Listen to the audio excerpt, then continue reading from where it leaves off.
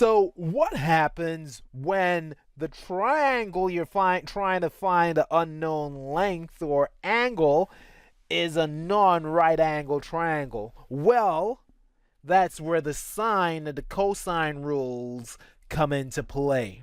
Okay, that's what we're going to focus on now. Learning objective to be able to find an unknown length or angle in a non-right angle triangle.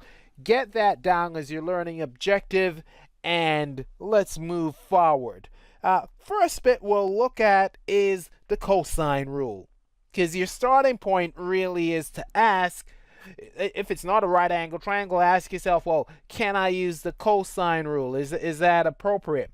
The cosine rule, there's two instances really that you can use it. It can be used to find an unknown side when you have two angles, and really important, and the angle that's two sides, sorry, what am I saying? Two sides and the angle that's included. And by that we mean, you can see what we have here.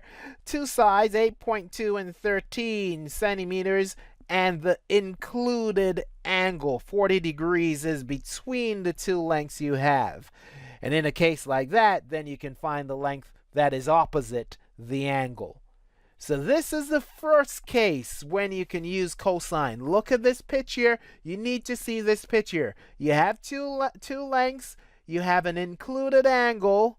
Then you can find the side opposite it. That's one way of using the cosine rule. The other way is when you want to find an unknown angle when three sides. You got all the lengths, and you want to find a missing angle. In this case, I've labeled it X. Then you can use the cosine rule.